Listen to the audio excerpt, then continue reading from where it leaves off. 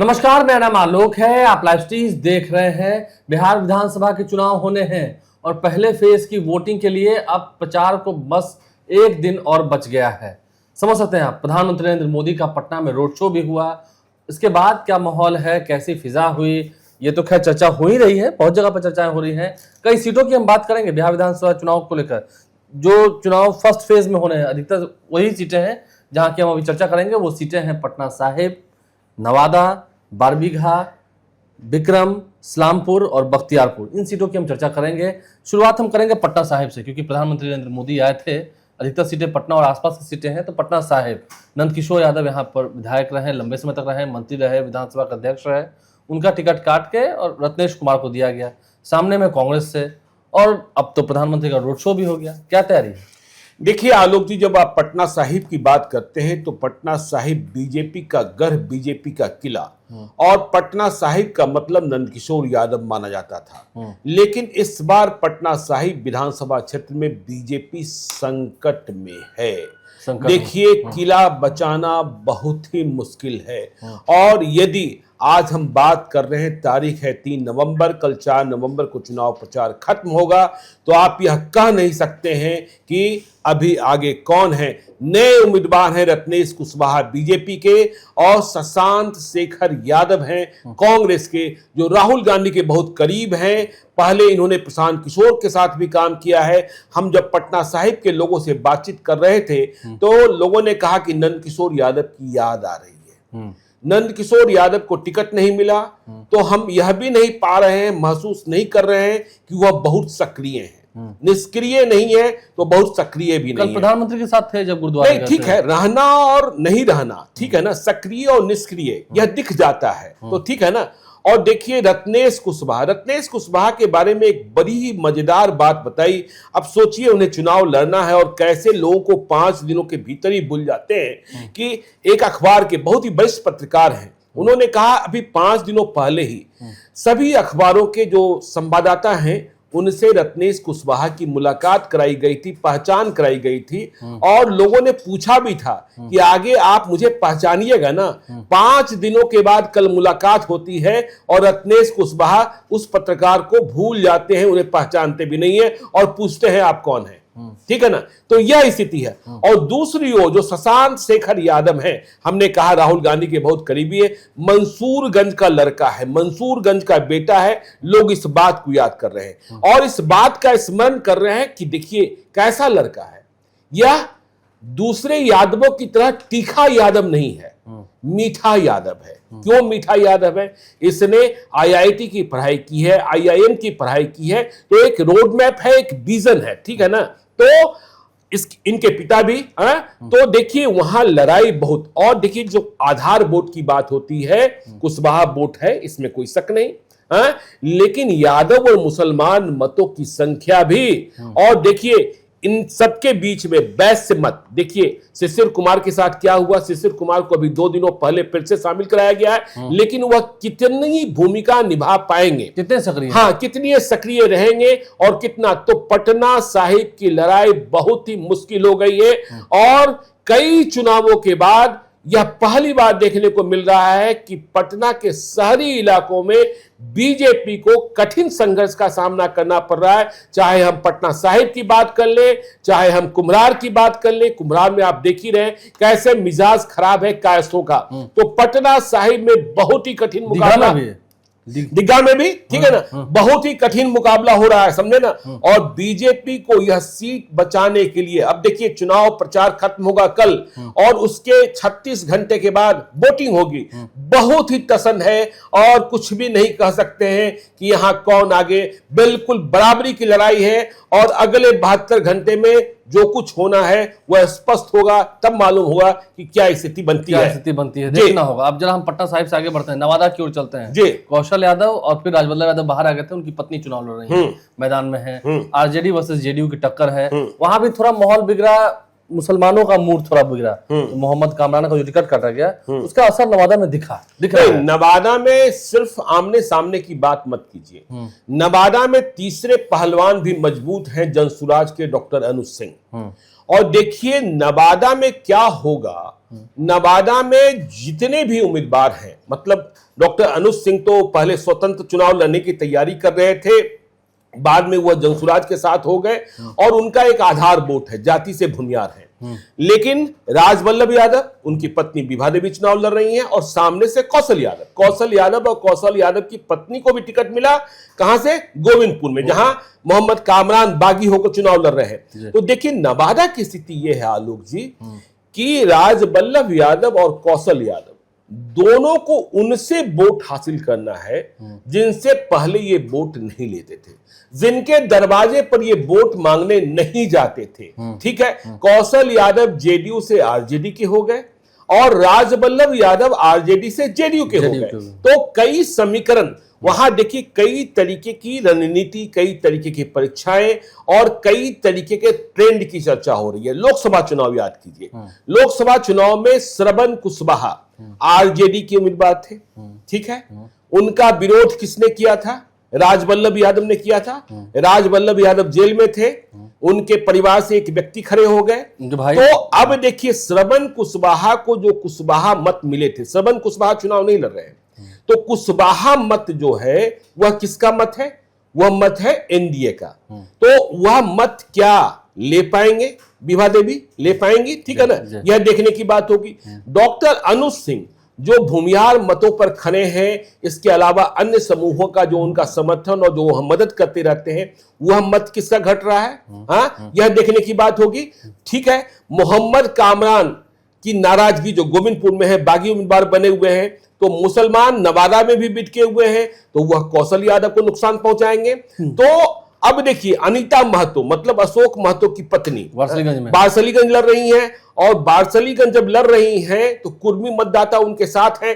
आपको हमने पहले बताया था कि अस्थामा के भूमियार कह रहे हैं कि यदि बारसलीगंज के महतो जी अरुणा देवी अखिलेश सरदार की पत्नी को वोट नहीं देंगे तो हम यहां भूमियार क्यों देंगे जितेंद्र कुमार को मत। तो वह भी समीकरण है कि विभा देवी को कुर्मी मत। तो राजवल्लभ यादव की पत्नी विभा देवी और कौशल यादव संग डॉक्टर अनुज सिंह, यहां की लड़ाई त्रिकोणीय फंसी हुई है और वोट किसका किसको कितना यह देखने की बात होगी। बार बार हम कह रहे हैं, देखिए कौशल यादव की पहचान है, राजवल्लभ यादव का घर है, राजवल्लभ यादव का कारोबार इतना बड़ा है कि राजवल्लभ यादव के साथ बड़ी संख्या में लोग जुड़े हुए हैं। ठीक है ना। कौशल यादव का मिजाज थोड़ा सा तल्ख होता है और राजवल्लभ यादव अपने साथ लोगों को जोड़े रहते हैं, लेकिन जिन वोटों का नुकसान हो रहा है, आप इधर से उधर गए हैं और उधर कहां गए हैं जिनके खिलाफ आप राजनीति करते रहे हैं। कौशल यादव भी उधर से इधर आए हैं जिनके खिलाफ आप राजनीति करते आए हैं। तो दोनों के बीच कैसा उत्साह, राजवल्लभ यादव के साथ बीजेपी का कैडर कितना सक्रिय होता है। राजवल्लभ यादव की छाप पूरे नवादा जिले में, ठीक है ना, हिसुआ का भी चुनाव देख रहे हैं, गोविंदपुर का भी चुनाव देख रहे हैं, रजौली का भी चुनाव देख रहे हैं, बारसलीगंज का चुनाव भी देख रहे हैं। तो नवादा की लड़ाई फंसी हुई है और नवादा की लड़ाई में जो जिसके वोटर हैं, जिसके नेता नीतीश कुमार, तेजस्वी यादव और बीजेपी है, वह क्या बदले हुए हालात में बदले हुए उम्मीदवार के पक्ष में वोट करता है, 2024 का बदला निकालता है, नहीं निकालता है, यह देखने की बात होगी। तो मालूम होगा कि नवादा क्या है, कैसा है, कैसा है। जरा हम नवादा से थोड़ा आगे बढ़ते हैं, बारबीघा की ओर चलते हैं। बारबीघा में आपने बताया था एनडीए का हाल खराब। मैं भी कल कुछ लोगों से मिल रहा था, मैं अपना भी ओपिनियन बताऊं। कल मैंने कुछ लोगों से मुलाकात की जिनका संबंध है बारबीघा से, वो जाते आते रहते हैं, पटना में रहते हैं, लेकिन बारबीघा से संबंध अच्छा है। वो कह रहे थे कि मैंने आपका वीडियो देखा था, आपका ज्ञानेश्वर जी वाला, सही में स्थिति खराब है। नहीं, बरबीघा में स्थिति तो खराब है, एनडीए की। हाँ, फिर हम कह रहे हैं बरबीघा में जो जेडीयू के प्रत्याशी हैं डॉक्टर पुष्पंजय, वह थोपे गए प्रत्याशी हैं, वह थोपे गए प्रत्याशी हैं और उन्हें अब भी मुख्य मुकाबले में आना है। अभी जो मुकाबला है वह कांग्रेस के त्रिशूलधारी सिंह और निर्दलीय जिनका टिकट काट दिया गया था, राजू सिंह के पोते सुदर्शन कुमार के बीच में है। लेकिन इस बात का भी ध्यान रखा जाना चाहिए कि जो ईबीसी वोट बैंक है वह बड़ा वोट बैंक है, लेकिन जब आप बरबीघा की सड़कों पर चलेंगे, लोगों से बातचीत करेंगे, तो आपको सबसे अधिक बातचीत मिलेगी सुदर्शन कुमार की और त्रिशूलधारी सिंह की। दोनों ही मजबूत लड़ाई लड़ रहे हैं और सुदर्शन कुमार अपना किला बचाए रखना चाहते हैं, त्रिशूलधारी सिंह भी किसी परिचय के मोहताज नहीं है। और देखिए जेडीयू की ओर उदासीनता, जेडीयू बीजेपी में समन्वय ठीक नहीं है। हमने पूछा, आज आपके कार्यक्रम को रिकॉर्ड करने के पहले हमने बरबीघा बातचीत की कि डॉक्टर पुष्पंजय के साथ कौन लोग घूम रहे हैं। मालूम हुआ जेडीयू के जाने पहचाने नेता हैं अंजनी कुमार, वह भी टिकट के प्रबल दावेदार थे। अंजनी कुमार सिंह बहुत वजन वाले हैं, ठीक है ना? हाँ ठीक, आपने भी देखा होगा। तो वह गायब है बरबीघा से, आउट ऑफ सीन। हाँ, आउट ऑफ सीन है। तो हमने पूछा कि डॉक्टर पुष्पंजय के साथ घूमने वाले लोग कौन हैं? तो लोगों ने कहा कि देखिए ठेकेदार टाइप के लोग हैं जो मोटा मोटा सिकरी नहीं, चेन वाला पहनते हैं, हाँ मोटा मोटा सिकरी वाले। और लोगों ने यह भी बताया कि देखिए सबसे अधिक पहचान का संकट क्यों हमने कहा कि थोपे हुए उम्मीदवार है बरबीघा पर, कि लोगों ने कहा कि आप देखिए डॉक्टर पुष्पंजय को गांव में गए हुए एक बारात का दूल्हा मान लीजिए, ठीक है ना? तो गांव में जब कोई बारात जाता है, उसमें जो दूल्हा होता है उसे गांव का पता नहीं होता है, तो गांव वाले जिधर ले जाएंगे उधर ही चला जाएगा। जिसको प्रणाम करने के लिए कहेंगे उसको प्रणाम करेगा, जिसको प्रणाम करने के लिए नहीं कहेंगे उसको प्रणाम नहीं करेगा। तो इनकी वही स्थिति है, पहचान का ही संकट है। तो इस परिस्थिति में बरबीघा की लड़ाई देखिए फंसी हुई, लेकिन नीतीश कुमार का आधार वोट, बीजेपी का आधार वोट, और अंतिम 48 घंटे में क्या करवट लेता है यह देखने की बात है, यह देखने की। लेकिन सहानुभूति सुदर्शन के साथ है और मजबूत वोट बैंक त्रिशूलधारी सिंह के साथ है, इस बात का ध्यान रखिएगा। हाँ जी बिल्कुल। उधर से लौटते हैं, फिर बरबीघा से इस्लामपुर आ जाता है। इस्लामपुर मतलब नालंदा जिला, जहां पर आरजेडी का किला फतह हुआ था। हाँ, 2020 में राकेश कुमार रोशन चुनाव जीत गए थे। और देखिए नीतीश कुमार ने इस बार टास्क तय कर रखा है जेडीयू के नेताओं को, और खुद भी इस मामले में वह बहुत ही गंभीर है कि हमें इस्लामपुर जीतना है। 2020 में हम हार गए थे, इस्लामपुर जीतना है और हिल्सा को भी जीतना है। हिल्सा पिछली बार 12 मतों से चुनाव जीते थे, शक्ति सिंह यादव 12 मतों से चुनाव हारे थे। तो देखिए क्यों निजी तौर पर इस्लामपुर को निजी तौर पर नीतीश कुमार इसलिए भी देख रहे हैं कि राजीव रंजन राष्ट्रीय प्रवक्ता हुआ करते थे, जिनका निधन हो गया, और नीतीश कुमार से बहुत ही अच्छे रिश्ते थे, बहुत ही अच्छे रिश्ते थे। नीतीश कुमार बहुत सम्मान करते थे। नीतीश कुमार जब दिल्ली रहा करते थे तो राजीव रंजन के साथ उनकी गाड़ी में घूमना फिरना, बंगाली मार्केट जाना, बंगाल स्वीट्स में शाम को चाट खाना, यह सब तो उनकी यादें हैं। तो टिकट दिया गया है राजीव रंजन के बेटे रुहैल रंजन को, और यह बेहद पढ़े लिखे सौम्य इंसान है।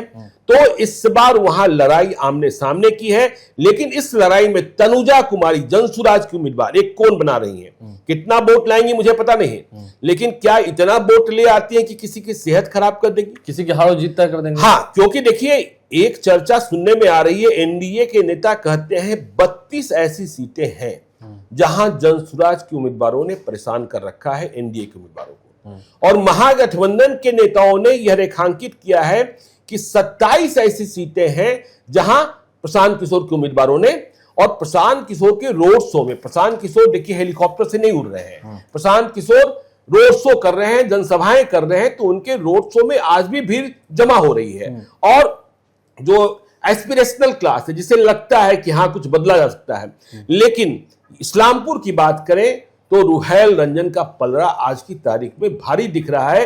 राकेश कुमार रोशन कैसे किला को बचाएंगे, उनके लिए तेजस्वी यादव क्या विशेष करेंगे, यह देखने और समझने की बात, क्योंकि अब जरा हम आते हैं बख्तियारपुर पर। जब इस्लामपुर से आ रहे हैं बख्तियारपुर, नीतीश कुमार का घर भी पैतृक आवास बख्तियारपुर में ही है। देखिए विधानसभा में आता है। देखिए मोकामा में जो कुछ हुआ उसका असर बख्तियारपुर में देखने को मिल रहा है, बाढ़ में भी। हाँ, बाढ़ में भी, ठीक है ना। मोकामा में दुलार चंद यादव की हत्या हुई, बख्तियारपुर में बीजेपी ने नया प्रयोग किया।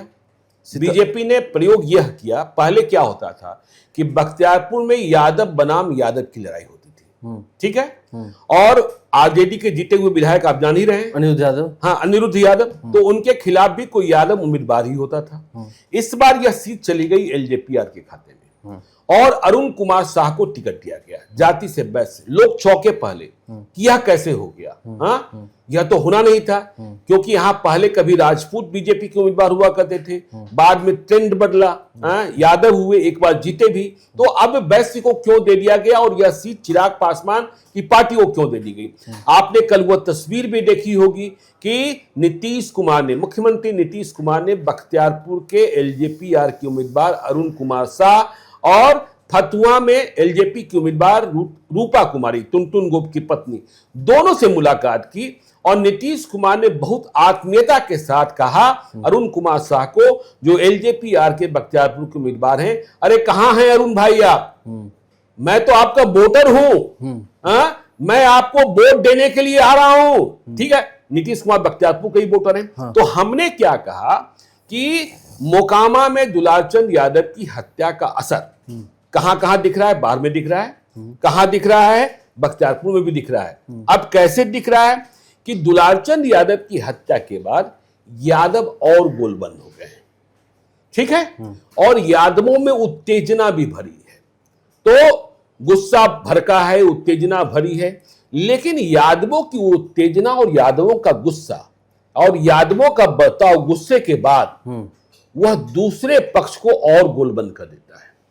तो कहीं ऐसा न हो कि बख्तियारपुर में यादव बनाम अन्य की लड़ाई हो जाए, फिर दिक्कत हो जाएगी, फिर दिक्कत हो जाएगी। देखिए, राजपूत को टिकट नहीं मिला, लेकिन कोई ऐसा राजपूत लड़ भी नहीं रहा है। वहां तीसरे हैं वाल्मीकि सिंह। वाल्मीकि सिंह एमएलसी रहे हैं, चुनाव भी लड़े हैं, जन स्वराज के प्रत्याशी हैं, नीतीश कुमार के पुराने आदमी हैं, जाति से कुर्मी हैं। वह कितना मत लाते हैं देखने की बात होगी। लेकिन यादव जितने उत्तेजित होंगे, जितने अधिक गुस्सा निकालेंगे, और उतना ही दूसरा पक्ष जो है गोलबंद हो जाएगा भयभीत होकर। तो मोकामा के असर में आपको बख्तियारपुर में गोलबंदी दिखाई पड़ रही होगी अति पिछड़ी जातियों की, यादव को छोड़कर अन्य ओबीसी जाति की, और राजपूत फिर देखेंगे कि हमें यादव के साथ चलना है कि हमें वैसी जाति के साथ चलना है जो हमें दबा नहीं सकता है। अरुण कुमार शाह क्या दबा देंगे?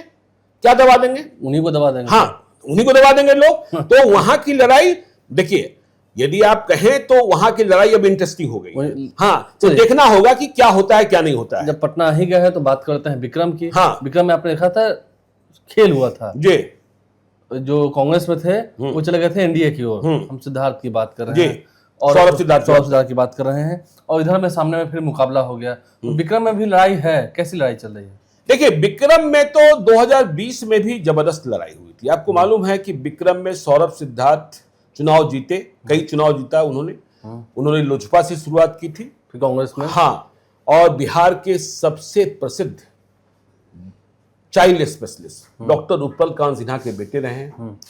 खुद भी बहुत सक्रिय रहते हैं और क्षेत्र नहीं छोड़ते हैं। ठीक है ना। लेकिन 2020 में भाजपा ने गलती की थी। भाजपा ने वहां सिद्धार्थ सौरभ से लड़ने वाले पूर्व विधायक अनिल कुमार का टिकट काट दिया था और वहां किसी तीसरे को उम्मीदवार बना दिया था। परिणाम यह निकला कि जो भाजपा के अधिकृत उम्मीदवार थे उनकी जमानत जब्त हो गई थी। अब देखिए 2025 में बदली हुई परिस्थितियों में क्या हुआ है कि सिद्धार्थ सौरभ चले गए एनडीए की ओर, वह भाजपा के प्रत्याशी हैं, और अनिल कुमार जिन्हें बेटिकट किया गया था वह आ गए कांग्रेस में। भाजपा का साथ उन्होंने नहीं छोड़ा था, लेकिन जब सिद्धार्थ सौरभ उधर गए तो अखिलेश सिंह लेकर आ गए उन्हें कांग्रेस में, और कांग्रेस ने अनिल कुमार को टिकट दे दिया। वहां लड़ाई भी आपको याद होगा, पटना एयरपोर्ट पर किस तरीके की मार हुई थी अभी हाल फिलहाल में। हाँ, कांग्रेस नेताओं का जब आगमन होता उस दिन तेजस्वी भी थे। हाँ, ठीक है, तो मार हुई थी। तो अब क्या है, वहां लड़ाई सीधे तौर पर सिद्धार्थ सौरभ और अनिल कुमार के बीच में है। और दोनों ठीक नवादा की तरह, दोनों को अब उनसे वोट मांगने जाना है जिनसे वोट पहले नहीं मांग नवादा की तरह। ठीक है ना। ठीक है, अनिल कुमार को अब यादवों के बीच भी जाना है। और क्या बोलता है सिद्धार्थ सौरभ को हाँ। घुमियारों के बीच जाना है, जिनके बारे में वो पहले सोचते थे कि हमारे निजी रिश्ते के कारण वोट मिल जाता था, लेकिन अब तो वही आधार वोट हो गया। तो वहां की लड़ाई भी नेक टू नेक है। और कांग्रेस ने जिन सीटों पर दांव लगा रखा है कि यहां तो हम चुनाव जीत सकते हैं, उसमें वह विक्रम की सीट भी मानती है आलोक जी। तो विक्रम की सीट भी इंटरेस्टिंग है। पटना जिले में कई ऐसी सीटें हैं जहां बहुत ही रोचक, और मोकामा की आग तो देख ही रहे हैं ना, कि अब तो तेजस्वी यादव भी हवाला दे रहे हैं दुलाचंद यादव का, ठीक है ना। ललन सिंह पहुंच गए। नहीं, ललन सिंह, देखिए लोगों ने माना कि भाई अनंत सिंह जेल चले गए तो जदयू का चुनाव प्रचार थम जाएगा। आज अनंत सिंह के लिए वहां ललन सिंह चले गए, और ललन सिंह ने क्या कहा कि अनंत सिंह को फंसाया जा रहा है। और ललन सिंह का हुआ बयान भी याद रखिए कि मोकामा के तो दो ही संरक्षक हैं, एक नीतीश कुमार और दूसरे अनंत बाबू। अनंत सिंह तो कहते भी नहीं है। तो इस बात को भी समझिए, देखना होगा कैसी होती है। तो इन सीटों की चर्चा हमने की है बिहार विधानसभा चुनाव के लिए। अब प्रचार प्रसार को बस एक दिन और शेष रह गए हैं, देखना होगा। बहुत ही रोमांचक मुकाबला है, खासकर पटना में। शहरी क्षेत्र में भी ये हाल हो जाएगा बीजेपी का। प्रधानमंत्री के रोड शो के बाद भी क्या माहौल दिख रहा है वो समझ ही रहे हैं। अब देखना है जनता क्या तय करती है। हमारे चैनल को सब्सक्राइब कर लें, साथ साथ फेसबुक पेज भी लाइक करें। धन्यवाद।